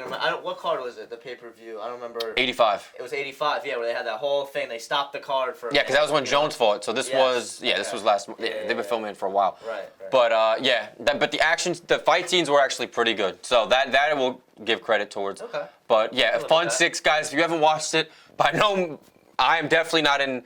It's sponsored by Amazon Prime to be giving any type of recommendation, but you guys would enjoy it, man. So give it a watch. I watched it twice. I really liked it. So nice he had to do it twice. Right, so nice he had to do it twice. So I probably will not be spinning the block in terms of watching this movie, but I'll give it a go one time for the one time. And You're gonna like it. I'm telling you, you'll like it. Me and my little brother are gonna eat that shit up. We're gonna have a good You're watching time. it tonight? You said? You know what? I could watch it tonight. Oh man, I was about to start spitting. I was about to start spitting some kind lines for the movie, but I'm gonna hold my tongue. All right, yeah, we'll you're gonna get my review next week, but all right, perfect. A fun 6 for Aiden, and I'm thinking I'm gonna be right on that same track. Yes, you will. But we'll see what it's let's move on away from Connor, and let's go to UFC 301. Actually, before we do that, I wanna talk UFC Saudi Arabia first. Because 301 I want to have a lot of talk. I want to talk more in depth about that. But let's go. 301 was announced Saturday, June 22nd in Saudi Arabia. It is a fight night, folks. Which on ABC. So if you guys don't have ESPN, just go. Everybody has ABC. So if you've never watched a fight before, just wait till June 8th or whatever it is. June 22nd. 22nd? If you've never watched fighting before, tune in June 22nd and watch. Well, that might be deceiving the fans because they might look at this and be like, yo, the UFC's sick. And which it is, but not every card is nearly as stacked as this one is. Exactly. So going with an open mind and going with the contingency that the next card you watch isn't going to be as packed as that. No. But I think just in terms of pure action, it has to deliver because you got Magomedov versus Potiera. I know Magomedov is on a little bit of a heater. He's an up and coming prospect. He's undefeated. Bullet. He's undefeated. Yeah. Right? And he outclassed Bruno Silva, which Bruno Silva's been up and down. He's never been anything phenomenal, but he's been outside. He's a guy who was on the cusp of the 15 range. So the way that he 30-27'd him, it was impressive, but absolutely. Magomedov, what's his name? Magomedov, right? Yeah, Magomedov. He has to work on his wrestling was pretty shit. And it's really ironic because these guys from fucking Dagestan, they don't really have the best of hands, but they're great wrestlers and grapplers. With him, it's the complete opposite in a way. But you know what? If he can work on his grappling, then he's already ahead of the game. There you go. So that I didn't mean to cut you off there, but I just wanted to point that out. I had nothing else to say about that fight. So yeah, that was perfect. Portiera, I don't know really. Yeah, whatever. Take a hike, sir. But Johnny Walker versus Vladimir Ozdemir. I'm very excited for this one. That kind of caught me by surprise. I didn't expect that. That's a good one. Was it the 7 and the 10 or 7 and 9? Okay. Johnny Walker obviously is coming off that loss to Ankalaev, that finish, which I'm a big Johnny Walker guy too, so that kind of hurt. But Ozdemir saw it coming. Yes, I also did see it coming. I didn't think he had a chance in the fight. I'm not delusional, guys. No. I am, especially on the betting apps. Yeah, especially I bet with too much emotion. Yeah. Not enough intelligence. Especially when Kobe Covington's involved. A lot of delusion. No, I'll never bet on. We'll talk about it another day. Yeah, I was about to say you don't have to say anything else. No, I'm not. Believe me. I'm right. Yes, you are. But Johnny Walker, big bounce back spot for him. Ozdemir, he's I feel like he's been in the UFC for a while. He has. Old? Ozdemir, he just beat a guy actually, not too in his debut. Yeah. Some fucking, I don't know, Polish. I forgot his name. Both guys are very good. He actually contended for the belt, Ozdemir. He lost to Cormier. I know, that's what I'm saying. Like, he's been in the UFC He's been in for a minute. He was ranked number 2 at one point. Oh yeah, he's old, but let me see how long he's been. Old versus young there. It's gonna be a great matchup stylistically. 2 kickboxers. He's 34. He's only 34. Oh, okay. It's not, and that's actually not that old. It's Volkan, not Vladimir. My bad. It's Volkan, yeah. My bad, Volkan. I knew it was a V though. So no, that's fair. That's close enough. I'll give myself that. But see how long he's been in. It's gonna be a banger. I think Johnny should win that fight. Johnny should win that fight. But if he doesn't, man, it's gonna be disappointing. But I think he'll win the fight though. But I think it's going to be a coin flip in terms of the betting odds. But I think fine, give me the minus 110 pick'em from Walker. Right. I love it. I'll take that too. Oh, Bogdan Gustav. Yeah. He's got to worry about those body kicks. I know Ozdemir's nasty with those body kicks. Yeah. And Walker's defense isn't that good. That's what I'm saying. Like again, he's got to be worried defensively. But he's flashy. I think he gets the job done. He's a freak athlete. So I have faith in Johnny Walker there. Sure. Kevin Gastelum versus D-Rod, Daniel Rodriguez. That's another fight that should be a banger. It'd be interesting. Shouldn't be a banger. Gastelum should win that. Well, you know what? I'm being. I mean, D-Rod. Don't sleep on Daniel Rodriguez. Honestly, initially, looking at this right now, I Gastelum maybe should win the fight, but I would put my pick or money or whatever you want to say bet on D-Rod. Really? D-Rod's good, man. He slept on. I mean, his last fight. Maybe I'm being biased, but they both got finished in the last fight because he got torched against Gary. Gary looked great in that fight against D-Rod. Yes, but Gastelum, You know what it is, man? I'm judging him off of when he fought Adesanya, and that's just me being ignorant. Dude. That was 5 years ago. Looked like that since. When he fought Brady in December, I mean, Brady didn't really do anything on the feet, but his wrestling, man, he took him down. He held him on the ground for God knows how long, and then he submitted him. So, but I don't think what's his face Rodriguez poses the same threat on the mat and wrestling wise. So we'll see what his game plan is, but I think because the potential's been there, and Gastelum's only 31 years old, and I know he's been in the game for a while, and in fight years he's probably up there in age, but he's still kind of young. So I think he'll go in there and get the job done. Yeah. I'd like to see it, but if not, man, he's sitting at an 18-10 record. That's not really good. I wouldn't be surprised if Dana's like, all right, Kelvin, let me know when you're ready to DoorDash me my food.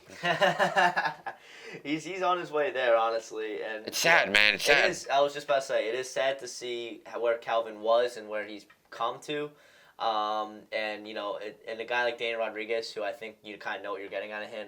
Very solid boxer, decent kicks, and that's about all you're getting. Not too much movement in the octagon, no really grappling threat. So Gastelum, this is a fight that he very much could win. But I think D-Rod could get it done. I think even D-Rod by finish. I might sprinkle a little. Wow. Maybe sprinkle something and have negative funds in your account. Go back to 2015 a little bit.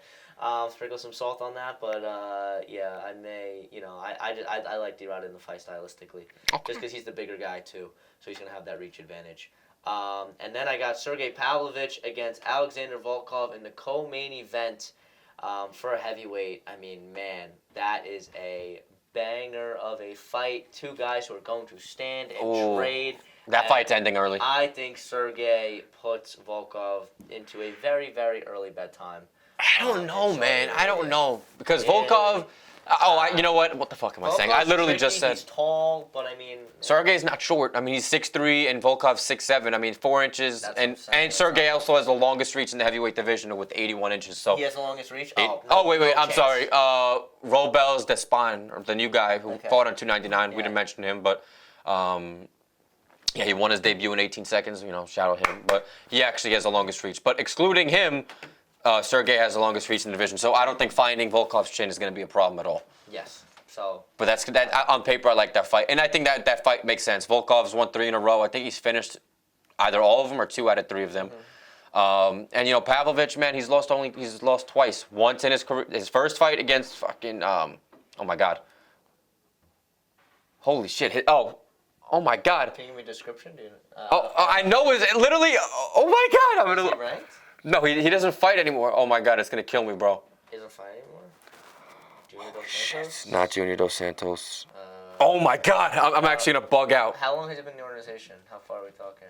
This is when he debuted in 2018. Overeem? Overeem, yo, Alistair Overeem. Guy. No, I don't know. I literally, bro, his face, Overeem. his face was in my head. Yeah, but he lost to him. I love Overeem. Like in the first round when Pavlovich debuted, and obviously Aspinall put him to bed. But again, Aspinall, in my opinion, is light years above any of these guys. Yeah. Even John Jones, I don't care. I'm telling you right now, Aspinall will have 9-10 defenses if he wants to. But that's, again, depending on how active he is. But he strikes me as a guy who wants to be active. So I can definitely see it happening. Sure. So maybe that'll be a rematch in the future between the two. But this is a good place to start. But yeah, man, I unless Volkov can maybe take him down. Because you really haven't seen much of Pavlovich's grappling. Because all of his fights, again, excluding the first one with Alistair Overeem, I can't believe I forgot that, have all ended with Pavlovich taking care of business on the feet. Yeah. So I'm sure it's going to be heavily implemented into Volkov's game plan to try and find that takedown because he knows how powerful and how effective striking he has. I don't even know if Volkov has that in his bag, though. Like that. I mean, I was about to say, he took down Tuivasa, but I mean, I can take down Tuivasa. Right? I mean, we don't even need. I mean, how much are you giving up to Tuivasa? Like at least 100 something, right? And not a problem. No, you're right. So we'll see. I mean, we'll see what happens. But if he doesn't try and work a takedown, because Pavlovich is a guy, man, and I love to see it. He doesn't just stand there and waiting for something to happen, man. He's go. He initiates it. And he does initiate it. So, and I don't expect that to change this fight. This fight coming up in Saudi Arabia. Yep. So that's going to be exciting. But yeah, I'm in agreement with Joe. That'll probably be a first round finish. First round finish for sure. Is that what you think? Yes. Okay. Yes, very easily. But let me talk to you about this main event now. Robert Bobby Knuckles Whitaker, the Reaper himself, against Khamzat Chimaev. Khamzat. Look at me right now. Come in close. Guys, zoom in. Come in close. When I tell you this. Robert Whittaker, I don't care what his odds are. I don't care what it's looking like. Give me Robert Whittaker to get the victory. I'm telling you. What's the method? See, he either finishes him or he gets a decision. It's one of the two. No shit. Wow, that's great. I don't know the method. Finishes by knockout. Obviously, he's not going to fucking submit Okay. Khamzat. But listen, I'm Imagine telling that's you what right now, and I talk all this crap just to actually be wrong. I promise you, Robert Whittaker is way too good of a striker for Khamzat. I think that his wrestling is at the level it's gonna be enough. I think if Khamzat, I don't know. I think Khamzat may win the first 2 rounds, and if he wins the first 2 rounds pretty handedly on the ground, just out wrestling him, I will live bet Robert Whittaker because I am not convinced that Khamzat can go 5. I'm not convinced. Neither am I. And Robert Whittaker, I think, is durable enough. He's tough enough where if he doesn't get submitted early, I think he gets the job done. Give me Robert Whittaker to get the job done. And I'm really hoping. I'm telling you right now, it's going to happen. Book it. June 22nd, one of the biggest upsets that we're going to see of the year is going to happen, and Robert is going to get the job motherfucking done. I hope so. Because he's that motherfucker. I love Robert Whittaker. No bias there, because I'm also a big fan. I know for the bit, I kind of was like, Khamzat Chimaev, but Khamzat's a beast. I look forward to Khamzat. He's losing me a little bit, though. Yes, he's lost me a little bit as well. But I'm still looking forward to Khamzat, fighting and continuing to be one of the hottest prospects in the UFC. But this is going to be a big test for him, and I think it's going to be too tall of a task. That's just my opinion. I agree. That's my take. Aiden, I'll let you get after it. No, you're good. Beautifully said by Joe. Thank you. But yes, and here's the thing, right? And I've mentioned this, I think, when we started this podcast. I'm probably in the middle. We're episode 22 now, so you're going to have to go back. But Khamzat is not. I see now. I didn't even mean. It wasn't even intentional either. No, shout out Kobe for that one. Though. Right. Yes. Yo, and he was the one who came up with that shit. Right? He did. Yes. Kobe has the funniest when I came up with nicknames. that shit, when I heard that shit first time, I was like, "That's so." That's really good. It's so good. And it's so, I feel like you could come. It's so easy to think of Khamzat. Right. It works out perfectly. It does, but Khamzat, he's not eligible to fight in the U.S. right now. So if he beats, and I don't know whenever he will be able to fight in the U.S. So if he beats Robert, and let's say he beats the champion in Dricus or Izzy, whoever it is, I anticipate that being Dricus' first defense for some reason. I don't think it's going to be Strickland, and honestly, it makes sense because Strickland, it was an exciting fight, but you had no defenses, so why book it? But yeah, if Khamzat becomes a champ, chances are only fight once a year, man. And I can't, like I just mentioned prior, I don't like champions just fighting once a year. It just completely has the division at a stagnant state, and I don't like it. But as far as excluding that whole, situation from stylistic standpoint, man, I love this for Robert Whittaker, and I'm in agreement with Joe because you saw in that Usman fight, and I guess Khamzat, I don't know if he broke his hand or something like that, but Usman's knees have zero fucking collagen or whatever built in cartilage. Yeah, exactly. There's nothing left in his knees, bro. So I don't want to hear that. Bone on bone. Yes, bro. There's nothing supporting his knees. So Usman's compromised in every fight, and Usman still. And Usman said, he overestimated Khamzat because he went into that fight giving him too much respect. He thought he was stronger than he actually was, and that cost Usman the fight. In a fight that, it was a draw in a lot of people's minds. Short notice, too.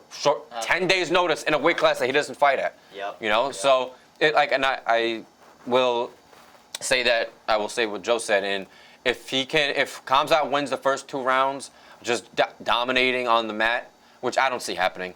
Although Whittaker's defense was a little suspect when he fought Dricus, because Dricus literally had his head and arm and just threw him. That you don't really see that in professional fighting, especially at the top of that. But Dricus strikes me as someone who's just dumb strong. He's a big middleweight. He's huge. He's cut to 85, but he's probably going in fight night 210, 215. Yes. He's probably similar to Costa. I wouldn't be surprised. Definitely a weight bully for sure. No.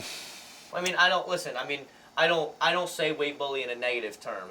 No, but he doesn't struggle to make the weight though. Yeah, if you make the weight and you're able to recuperate all, a lot of weight, you know what I mean? In the same way Aljo used to do at 35. Aljo would come in fight night probbly fighting around 160, 170. I watch his podcast. I watch his YouTube. Me too. Yeah, and he's like 67 right now. And his fight is in 14, 15 days? Yeah. This was the beginning of the week. He was 67. And he was cutting at 35, so that was what, 32 pounds? Now it's 22 pounds. It makes a difference. But Aljo, I got to give him credit because he never missed weight. He never, I'm sure he struggled, but there was never any doubt. Yes, exactly.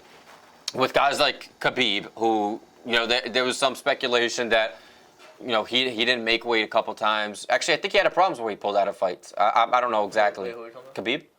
I'm pretty sure.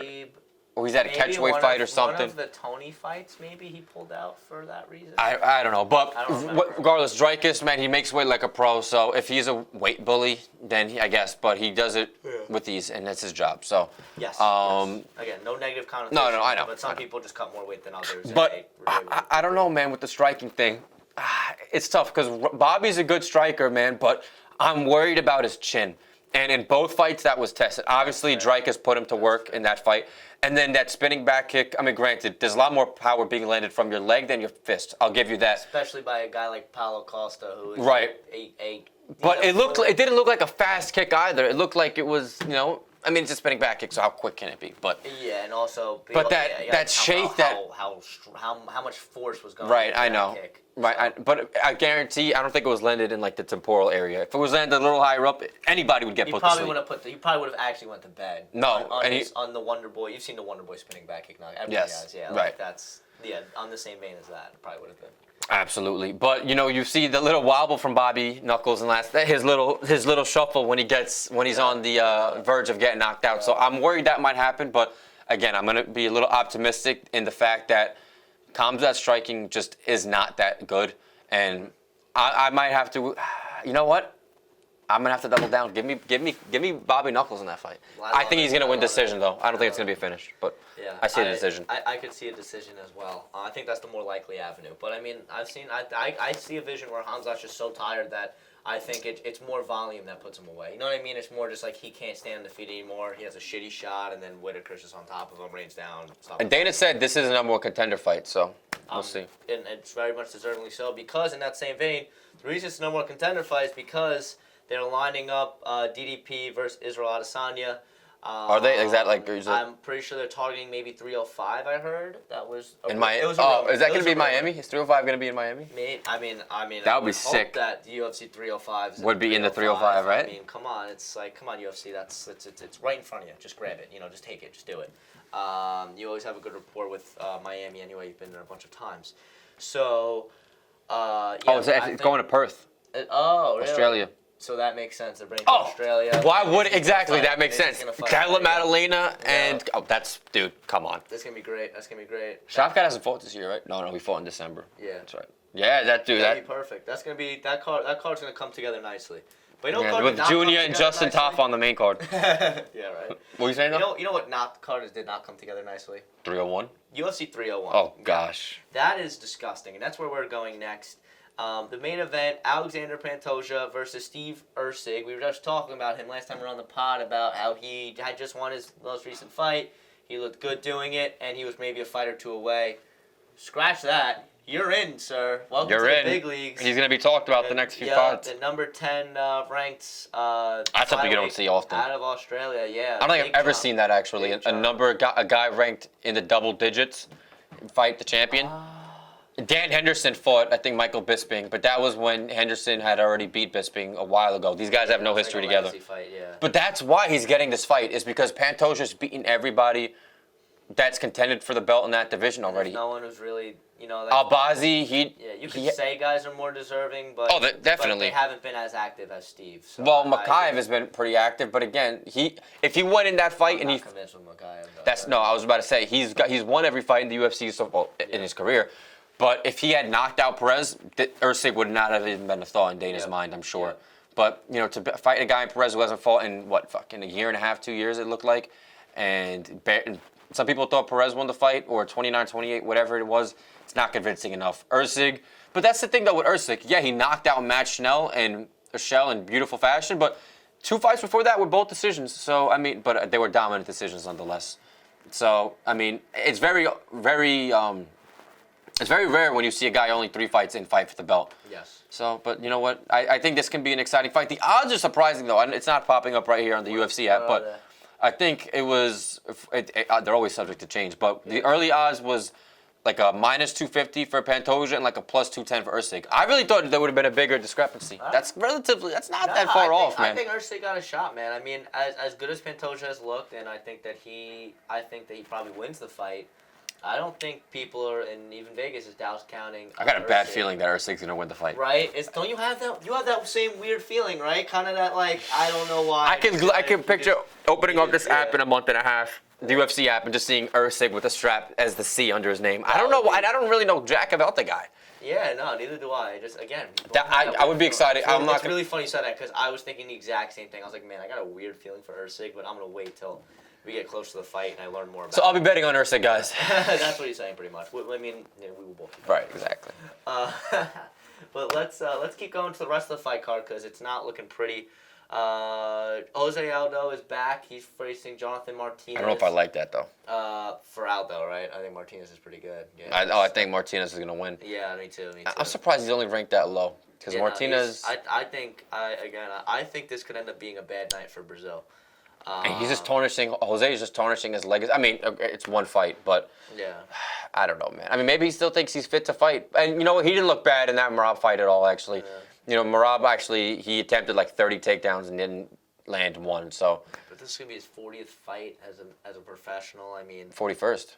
31-9, right? Or 8? 8. I thought I saw 31-9. Okay. But nah. So I mean, I hope it's not a money thing. I hope he's just fighting for pride and for glory and. I think they're offering him a lot of money. That's what it is because 301 is so shot. Needed someone. So I'm Dude, if Anthony Smith was the fucking co-main of 301. Oh my gosh, yeah. Let's get into it. Anthony Smith for Vito Petrino. Imagine. 15 versus. Okay, well, Anthony Smith, he's fighting down, which he's been progressively fighting down because his. Yeah. Fights have been going down, and he's fighting an undefeated Vitor Petrino. All right, so give me first round knockout for Vitor Petrino. I was just about to say the same exact thing. So let's move on. And then we got Paul Craig versus I like that. Caio Borralho. That's probably the second best fight I feel. Outside of the Aldo. What's his record? 15-1. He's 15-1. He's a stud. He just beat Abus Magomedov. So. He's riding how many fight win streak? Like 6, I think. He's been hot. He's at least 5. 5-0 in the UFC. But he got a big test. Paul Craig is no slouch. Don't sleep on Paul Craig, folks. Is Paul Craig a big test, really? I mean, yeah, he's beating good guys, but. He's the biggest test of Borralho's Oh yeah, because Paul has those those notable wins, but. Yeah, but Paul Craig, he just finds a way sometimes. So I think that I don't know. Borralho's style is a striker, yes, because from what I've seen. Yeah, from what I've seen as well. So Paul Craig, obviously, he's more of a submission artist, more of a wrestler. So that's going to be the stylistic matchup there. Just got to watch out for his limbs if you're Borralho. But outside of that, I think that he'd probably have the advantage on the feet. But no one else. Jack Shore is making a return. He's an up-and-comer. But, who that Jay Malarkey? But, who the heck else is on this card? It is all Joaquim Silva. It's all just, Brazilian dudes and Michel Pereira I have to mention. I actually like Michel Pereira, man. I love Michel Pereira and he's going against Mahmoud Muradov. Yeah, I don't even know if I pronounced that right. I think so. I think you did from what's his record? 26-8. Pereira's 29-11. So Pereira's on a 7. I forget that he's on a 7-fight win streak. Is he? Yeah, he's on a 7-fight, 6 or 7. Really? Absolutely. I did not know he won that many fights in a row because I love Michel Pereira. He's super entertaining. Oh my gosh, 6? Yes, at least. Was it 6 or 7? It's not 7 fights in a row. And then, okay. Yo. That's what I'm saying. Pereira give him a better fight than this. Well, that's the thing, though. You know what?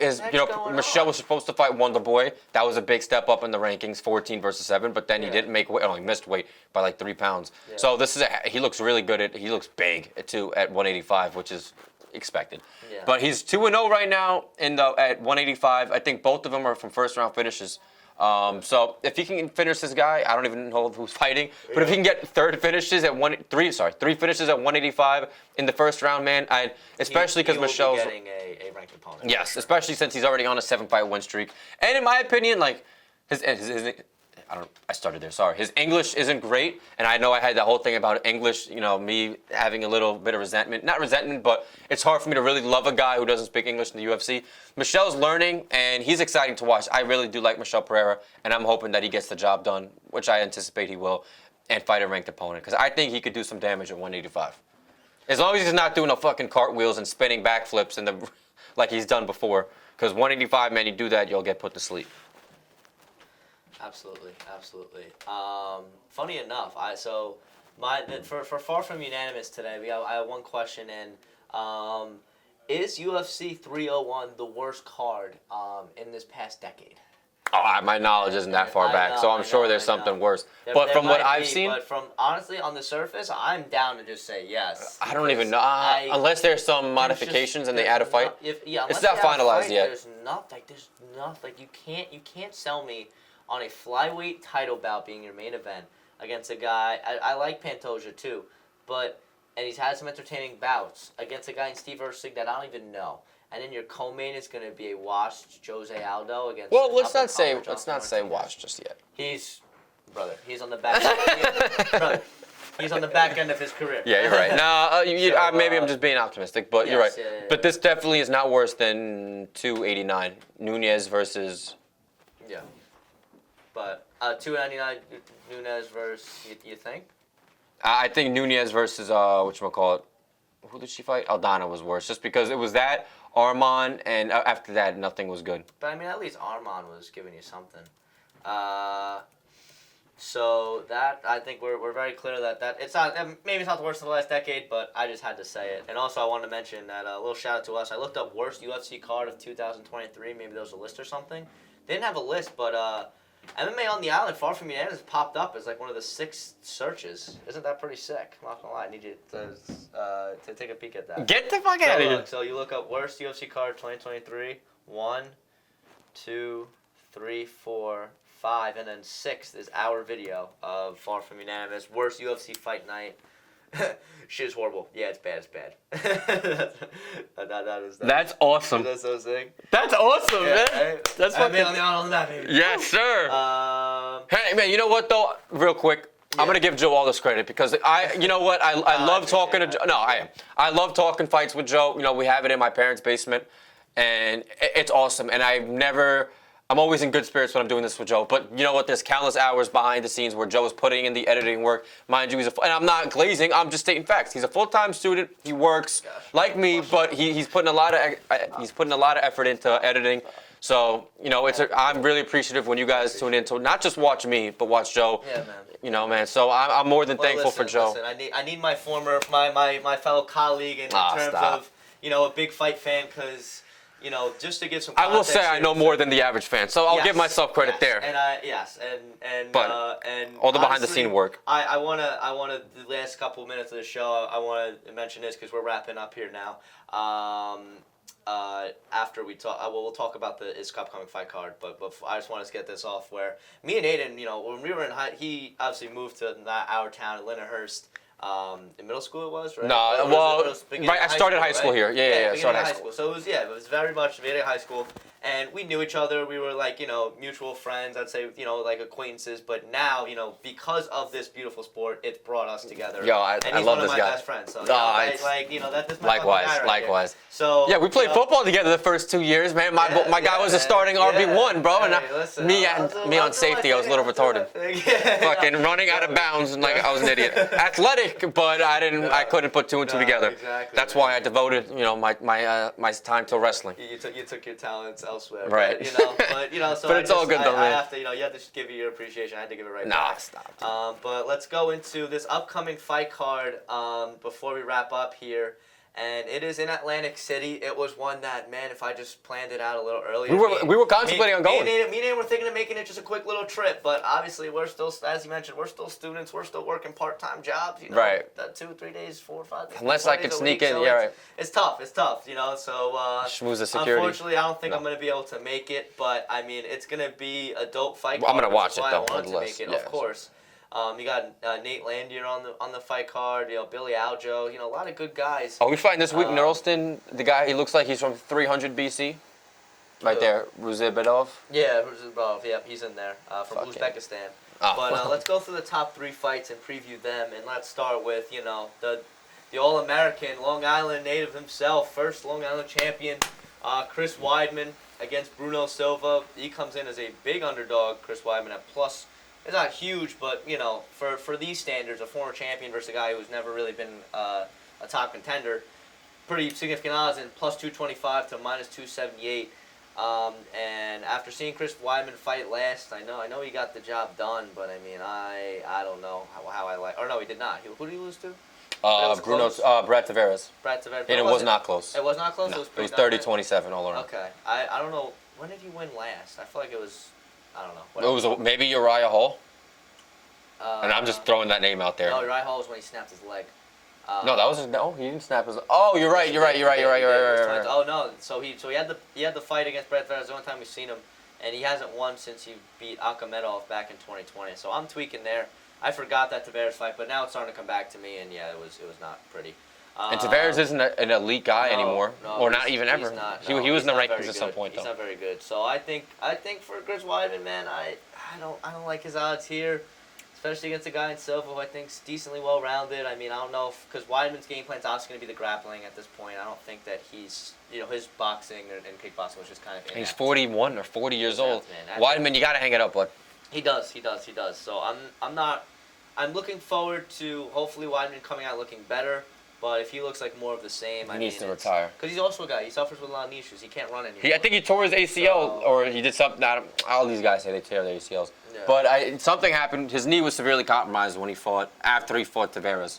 So I feel like that wasn't that long ago. No, it was not. So I mean, listen, I love Chris, man. Yeah. Long Island native, went to Nassau community, which is where then he was a stud. But I just don't see it happening, guys. No, I don't either. So let's move on. To Vicente Luque. I like this fight. This fight, I'm going to definitely be laser focused. Banger of a fight. Probably not, but I'll be there. Don't blink, or you're going to miss it because these two guys are great finishers. They're both coming off of wins. Jacqueline, or whatever, Jacqueline. Whatever. Yeah, he's looking good at 70, man. Yes, Who did he fight his first? Fuck. Oh my gosh, I literally know it's Andre Fialho. No. Who did he fight? Something Fialho. He did. Yes. That was his debut. Bro, I'm telling you, man, with the UFC, man, I'm fucking good. And then Alex Morono. And Alex Morono was on like a 5-fight win streak too. He was looking good. He was hot. Then it was a 30, in my opinion, I scored that fight 30-26 in favor of Buckley. But that was like 30-27, 30-27. It was no doubt in my mind. And so he's looking really good at 70. He's big at 70. He has no problem making 70. And what an opportunity he has in fighting the number 10 ranked guy in Vicente Luque. Luque, obviously, he had a hiatus. He hadn't fought for a while. There was rumors that he might not ever fight again because of the injury. Was it a brain injury he suffered, I believe? Yes, it was a brain. Yep. So he came back. He fought in RDA, and he didn't. Granted, he was dominant with the wrestling, but again, RDA is 37, 38 years old. He didn't look stellar in that fight against RDA, to say the least. Yeah. So when a guy in Joaquin Buckley, who's not even 30 years old, has heavy hands. And Buckley was actually pretty, he emphasized his wrestling a good bit in that Morona fight. I think he took him down like 3 or 4 times. Like he, by no means, was shying away from that department, man. So if Buckley can utilize his wrestling offensively or defensively against Luque, I'm actually favoring Buckley to win this fight, and I think he's going to get it done by a finish in the 3rd round. Wow. I hope that's a 5-round fight. You know what? It's not unfortunately, but it's a good one. And Morono has. I'm telling you, Buckley, and I didn't mean to cut you off real quick, but Buckley has the tank. He was applying pressure all 3 rounds against Morono, just nonstop. I don't know, man. Luque's tank, I really don't know how great it is. No, but I don't think gas is going to be the issue, but I do believe that, and there's a reason why the odds are so close. Minus 120 for Luque to plus 100 for Buckley. Yeah. Because that might even be a pick-em by the end of the week. Yes, exactly. And by the time we get closer to fight night, it may. Well, what's today? Thursday? Well, we're pretty much there. Yeah, we're close. But I mean, the UFC doesn't update him either, so it could be a pick-em at this point anyway. But I mean, I don't count out Vicente Luque, man. He's somebody who he finds a way to get victories. I'm not convinced that Buckley's wrestling is at the level that Luque's is. So that's kind of the edge I give him there. And Luque's he's a pretty good striker as well. He can hold his own on the feet. He did. He did knock out my boy JT in his first fight. Yes, he did. So I mean, I don't think that he has the power that Buckley possesses, obviously, because not many guys do, especially at welterweight. Man, I think Luque. I actually favor Luque in this fight. I think the crafty veteran gets it done. I think Buckley's a little raw still at this point, but he is very much well. We'll talk about that next week. How he's wrong. I mean, listen. I wouldn't be. I'm rooting for Buckley though. Because I like Buckley. This is a fight that I'm very much a fan of both guys. So I wish it was a 5-rounder. That would be great. 5-rounder, I'm even more favored for Luka. That's just my opinion, though. But to each their own. There's gonna be 3 rounds, and we've got different. Third round TKO, but yes. But to a fight that now to the main event that I haven't been this excited for a women's fight in a little bit. I'm gonna be honest. Erin Blanchfield versus Manny Fiore. 12-1 and 11-1. Have 1 loss apiece, and with 1 win separating them, they're both coming off victories. They're both right there at the top of the flyweight division. It is 2 and 3. 2 and 3. Right there. Blanchfield 2. How often do you see that? Fiore 2, 3. So you got 2 of the top women at flyweight. It's gonna be super close. I think it goes 5 rounds. Yeah, I wouldn't. And I agree. I'm gonna give it to the young buck. I'm gonna give it to Erin Blanchfield to get the job done by decision. I think she may pose some threats in the grappling department that could cause Fiore some issues. But man, women's flyweight, this is probably outside of the Grasso-Shevchenko fights. This is the most excited I've been for a women's fight. Because this is the indicative #1 contender fight. Easy done. You know what I mean? Right. It's right there. So that's my pick, Aiden. What are your thoughts on the fight? I think you nailed it right on the head, man. I think Blanchfield she'll utilize her grappling. She'll probably have some success with the striking, but I like to, for some reason, I got this being like a, I don't know, 48-47, 49-46. I don't really see. I think Manon will probably get 1 round in there, maybe 2. For sure. But I like the. She's dangerous. She's dangerous, but also Blanchfield's stronger than Rose, and Manon wasn't really. Rose got a round off of her. I don't think that's gonna happen with Blanchfield. I'm sorry, I completely just contradicted myself. She might get a round off of her, but by no means will she. I think, in my opinion, have one judge favorite in her favor. So. We'll see what happens, though. And you also look at the statistics. Blanchfield 83% in terms of takedown defense compared to Fiore's 64. You don't think they've been emphasizing that? So you don't think the grappling is so I think the grappling favors Blanchfield, and I think the striking is just even enough where both these ladies are very accurate. They both have very good defense as well. So where I think that Blanchfield just has that little edge in the grappling, I think that could very well be the difference. Because, as you know, a takedown or 2 can be the difference whether you get a control or you advance position and you threaten a finish, or you just have control. All that matters is that you get the takedown. People see that it's a factor, and it's the reason why a lot of fights have gone the way they've gone in terms of judges' scorecards, and so I could see that very well being the case. But that's it for our coverage this UFC Fight Night, Atlantic City. I hope you guys enjoy. That's going to do it for our podcast here, baby. 22 in the books. I hope you guys enjoyed. Be on the lookout for the interview that should be coming to you next week with Eddie St. Bernard. And again, if you are a pro or amateur fighter and you want to have a conversation with your boy, hit my line. We can talk. We can chat. And we'll get your name out there the best way we can with me and Aiden here on MMA on the Island. But for now, for me and Aiden, that's going to do it. I hope you guys enjoyed. Enjoy the fights this weekend. I know me and Aiden will be. And we'll see you guys really soon next week for another episode. Take care, folks. Take care, everybody. Until next time. Peace.